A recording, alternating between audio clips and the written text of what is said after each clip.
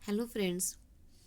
स्वच्छंदतावाद की विशेषता तथा वर्ड्सवर्थ की काव्य चिंतन से संबंधित MHD 5 से मैं ये प्रश्न लेकर आई हूँ। स्वच्छंदतावादी काव्य चिंतन में वर्ड्सवर्थ वर्ड्सवर्थ और कालरिज दोनों समकालीन तथा मित्र थे। अंग्रेजी में स्वच्छंदतावाद के प्रवर्तकों में इनकी गणना की जाती है। आलोचकों की मान्यता है कि इन दोनों के प्रसिद्ध कविता संग्रह लिरिकल बैलेड्स के प्रकाशन काल से अंग्रेजी में स्वच्छंदतावाद का आरंभ हुआ। स्वच्छंदतावादी की क्या विशेषता है वो देख लीजिए। जो स्वच्छंदतावादी लोग थे, जो राइटर्स थे, उनमें कल्पनाशीलता थी, जिज्ञासा था, कौतूहल था, भावानुभूति थी, मनोवेग था, रहस्यात्मकता है, स्वार्थ के बजाय स्वप्न है, उन्होंने लोक को महत्वपूर्ण माना है, प्रतीकात्मकता है, निराशा है, पलायनवादी, प्राकृतिक प्रेम, ये सब कुछ उनकी विशेषता रही है। और विलियम वर्ड्सवर्थ, जो कि 1770 में उनका जन्म हुआ था और 1850 तक वो जीवित रहे, उनकी आगे की बातें देखते हैं। अंग्रेजी के स्वच्छंदतावादी कवियों में वर्ड्सवर्थ का नाम बहुत आदर के साथ लिया जाता है।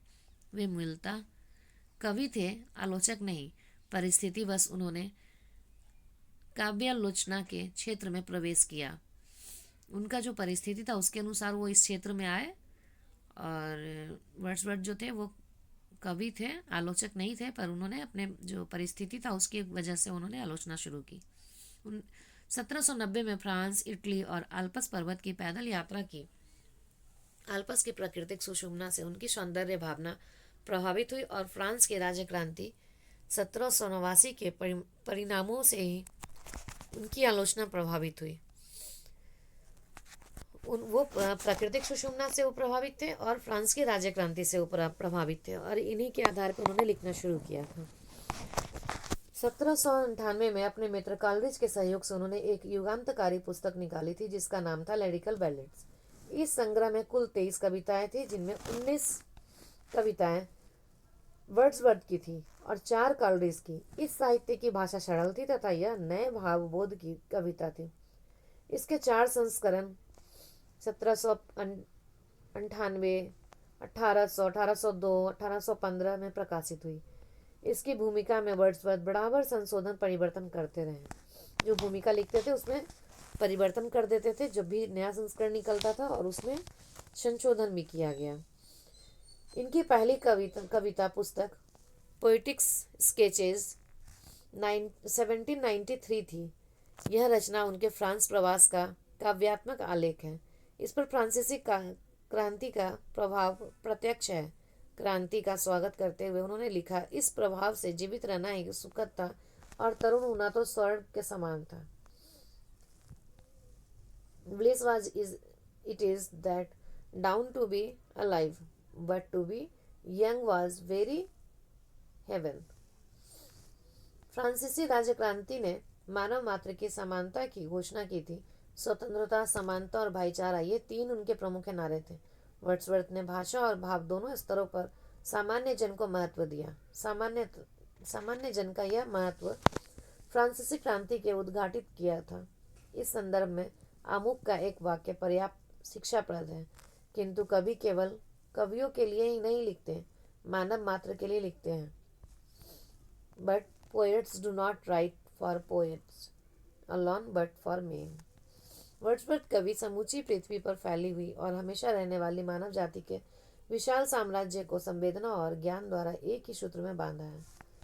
मैंने जगह जगह पे ये कोट किया है, जो उनकी जो वर्ड्सवर्थ की बातें थी, और उसको मैंने इंग्लिश में भी कोट किया है। इससे आपका जो आंसर है वो ज़्यादा अच्छा बन जाता है। तो आप एक देख सकते हैं इसको। 19वीं शताब्दी के औद्योगिक क्रांति के प्रभाव से कृषि और उद्योग का पुराना संबंध तेजी से टूटने लगा। इस संबंध के टूटने से छोटे किसानों ने के लिए कृषि लाभकर पेशा नहीं रह गया और वे अपनी जमीन बेचने को बाध्य हुए। ग्रामीण दर्जी, बढ़ई, लुहार, बुनकर जैसे कारीगरों का पेशा भी चौपट हो गया और वे गांव छोड़कर शहरों की ओर उन्मुख हुए। औद्योगिक क्रांति से जुड़ी हुई इन गतिविधियों से गांवों की जनसंख्या में भारी कमी आई, जिससे उन्होंने भूते गांवों का स्वरूप ले लिया। स्वतंत्रतावादी कवियों ने गांवों के इस एकांकीपन का काफी संवेदनशीलता से चित्रण किया। इस चित्रण का स्वर गहन मानवीय करुणा से ओत प्रोत है। ग्राम्य जीवन के प्रति वर्ड्सवर्थ की सहानुभूति का यही कारण है। वर्ड्सवर्थ ने 2 जगह कविता को परिभाषित करने का प्रयास किया है। आरंभ में उन्होंने इतना भर कहा है कि संपूर्ण श्रेष्ठ कविता तीव्र मनोवेगों का सहज उच्छलन है। उन्होंने आगे चलकर कविता को इन शब्दों में परिभाषित किया: कविता तीव्र मनोवेगों का सहज उच्छलन है। शांति के क्षणों में भाव के पुनः स्मरण से इसका उदय होता है। भाव के अनुचिंतन के क्रम में एक विशेष प्रकार की अभिक्रिया द्वारा प्रशांतता धीरे धीरे तिरोहित हो जाती है और पुनः वैसी ही भावदीप्त मनोदशा उत्पन्न हो जाती है जैसी कि आरंभ में हुई थी। यह मन स्थिति कुछ देर तक बनी रहती है। इसी मनोदशा में सामान्यतः सफल रचना की शुरुआत होती है और ऐसी ही मनोदशा में यह प्रक्रिया जारी रहती है। किंतु भाव चाहे जिस प्रकार के हों और चाहे जिन कारणों से उत्पन्न हो, वे आनंद के विभिन्न रूपों से संवलित रहते हैं और उनका वर्णन करते समय मन भी कुल मिलाकर आनंद अनुभूति की स्थिति में रहता है। उक्त परिभाषा में वर्ड्सवर्थ ने कवि के स्वरूप पर विचार करने के साथ साथ अपनी काव्य रचना प्रक्रिया का भी उल्लेख किया है। इस प्रक्रिया के 3 चरण हैं। पहला भावों का सहज उच्छलन, दूसरा शांति के क्षण में उनका पुनः स्मरण, अंत में कविता में उनकी अभिव्यक्ति। स्वयं वर्ड्सवर्थ की रचना पद्धति यही थी। कोई मार्मिक दृश्य देखा, उसे स्मृति के कोशागार में संजो कर रख लिया, फिर शांति के क्षण में उनका पुनः स्मरण किया और अंत में उसे कविता में ढाल दिया। उनकी अनेक कविताओं में इस पद्धति का साक्ष्य मिलता है। कविता के भावों का सहज उच्छलन कहकर वर्ड्सवर्थ काव्य में भाव को प्राथमिक महत्व देना चाहते हैं। कविता अचानक उत्पन्न होता है, कविता विचारों के कारण उत्पन्न होता है। यह अचेतन प्रक्रिया है जो बाद में चेतन बनता है। काव्य का प्रयोजन, उद्देश्य, कवि और सहृदय दोनों की दृष्टि से वर्ड्सवर्थ ने कविता के आनंद को पर्याप्त महत्व दिया है। वर्ड्सवर्थ ने कहा है कि जब प्रकृति इतनी सहज है कि वह काव्य रचना में निगमन कर व्यक्ति को आनंद की अवस्था में रखती है, तो कवि को भी इससे शिक्षा ग्रहण करनी चाहिए। उसे इस बारे में बहुत सावधान रहना चाहिए कि वह अपने पाठकों को जो भी मनोवेग संप्रेषित करे उसमें उसके प्रस्तुतिकरण में हमेशा आनंद की प्रधानता रहे।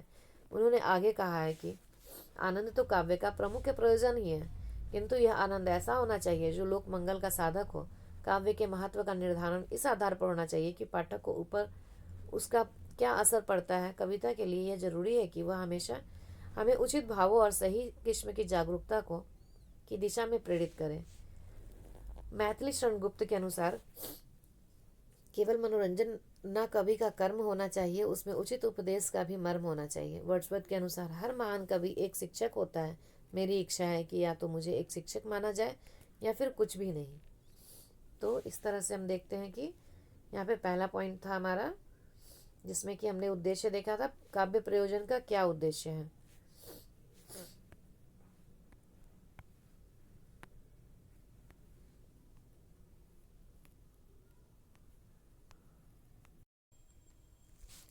कविता और छंद। कविता में आनंद पर बल देते हुए वर्ड्सवर्थ ने लिखा था, जो कुछ आनंद से प्रसारित किया जाता है उसके अलावा हमारी किसी में भी कोई दिलचस्पी नहीं है।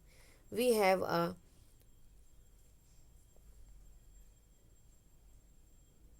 sympathy but what is propagate with pleasure। छंद भी आनंद में वृद्धि का एक साधन है। छंद को वर्ड्सवर्थ ने ऐसा आकर्षक बताया जो ऊपर से आरोपित किया जाता है, अर्थात वह कविता का अनिवार्य घटक नहीं है। वर्ड्सवर्थ के अनुसार छंद मन को जैसे चेतना के एक नए धरातल पर उठाकर ले जाता है और एक प्रकार की सौंदर्य परक दूरी में वृद्धि करता है। यह भावावेग को संयमित और नियंत्रित करता है। कवि किसे कहते हैं? कवि के चरित्र के बारे में वर्ड्सवर्थ की धारणा बहुत ऊंची थी, इसमें संदेह नहीं, किंतु स्वतंत्रता, समानता और भाईचारे के आदर्श से अनुप्राणित होने के कारण कवि को कोई विशेष स्थान देने के पक्ष में वे नहीं हैं। हम कवि की कुछ ऐसी विशेषताओं को सहज ही पहचान सकते हैं जो उसे अन्य मनुष्यों से अलग रखती है। ये है, कवि अन्य लोगों की तुलना में अधिक संवेदनशील होते हैं। मानव प्रकृति की उनकी जानकारी अधिक गंभीर होती है और उनकी आत्मा अधिक विशाल होती है। अपने अंतस में विद्यमान जीवन रस में वह अन्य लोगों की अपेक्षा अधिक आनंद का अनुभव करता है। वह अप्रस्तुत वस्तुओं से ऐसे प्रभावित होता है जैसे कि वह प्रस्तुत हो, और उसका भाषा पर ऐसा अधिकार होता है कि वह जो कुछ सोचता है और अनुभव करता है उसे बखूबी व्यक्त भी कर सकता है। वर्ड्सवर्थ का मानना है कि कवि के भाव और विचार मानव के सामान्य भाव और विचार होते हैं। कविता मानव और प्रकृति का प्रतिबिंब होता है और इसमें दार्शनिकता का गुण सबसे अधिक होता है। अरस्तु ने कहीं पर लिखा है कि अन्य सभी प्रकार की रचनाओं की अपेक्षा कविता में दार्शनिकता का गुण सबसे अधिक होता है। यह ठीक है। इसका लक्ष्य सत्य है, वैज्ञानिक और स्थानिक सत्य नहीं, व्यक्तिक और स्थानिक सत्य नहीं, वरन सामान्य और व्यवहारिक सत्य। वह किसी बाहरी साक्ष्य पर आधारित नहीं होता, वरन भाषा के माध्यम से सीधे हृदय में प्रवेश करता है। वर्ड्सवर्थ चाहते हैं कि समस्त मानव जाति भाईचारे की भावना में बंद कर नया जीवन बिताए। कवि समस्त देश काल में फैली हुई मानव जाति को संवेदना और ज्ञान द्वारा एकता के बंधन में बांधते हैं। फ्रांसीसी कवि ने स्वतंत्रता, समानता और भाईचारे का जो नारा दिया था उसे हम वर्ड्सवर्थ को अंग्रेजी कविता पर लागू करते हुए देखते हैं। कविता और विज्ञान। आगे वर्ड्सवर्थ ने कविता और विज्ञान के बारे में क्या सोचा है। कवि केवल कवियों के लिए ही नहीं लिखते, वरन मानव मात्र के लिए लिखते हैं। वर्ड्सवर्थ के अनुसार कविता का यह सार्वभौमिक आकर्षण ही वह तत्व है जो उसे विज्ञान से अलग करता है। कवि और वैज्ञानिक दोनों एक ही लक्ष्य ज्ञान है और दोनों का ही ज्ञान आनंद रूप है, किंतु एक का ज्ञान जहाँ हमारे अस्तित्व का अनिवार्य अंग है और हमारी स्वाभाविक विरासत प्रतीत होती है जिसे हमसे कोई छीन नहीं सकता, वहाँ दूसरे का ज्ञान व्यक्तिक उपलब्धि है। वर्ड्सवर्थ ने कहा, कविता संपूर्ण ज्ञान का आदि और अंत है। यह मानव मन के समान ही अमर है। कविता संपूर्ण ज्ञान का आदि इसलिए है कि यह कल्पना की देन है। वैज्ञानिक भी सबसे पहले एक प्राकल्पना करता है, यही वह कवि की तरह ज्ञान के आदि का दर्शन करता है। फिर प्रयोग और अनुभव से सत्यापन द्वारा उसे यह बोध होता है कि यह ज्ञान का अंत है या नहीं। सत्य के सहज बोध के लिए एक महान वैज्ञानिक को कवि हृदय होना चाहिए और एक महान कवि को वैज्ञानिक का सहज बंधु, क्योंकि दोनों जिस सत्य का अनुसंधान करते हैं वह एक ही है। वर्ड्सवर्थ एक ऐसे युग की परिकल्पना करते हैं जब विज्ञान सामान्यतः मानव जीवन को प्रभावित करेगा और तब ज्ञान की इस शाखा के प्रति कवि की उदासीनता अक्षम्य होगी। आप देखेंगे कि ये जो आंसर मैंने तैयार किया है बहुत ही सटीक है और बहुत ही अलग अलग जगह से मैंने इसको कलेक्ट किया है, तो आप इससे आप फ़ायदा उठाएं और मेरे इस प्रश्न के उत्तर को लाइक ज़रूर कर दें। आपके उज्जवल भविष्य के लिए प्रार्थी। धन्यवाद।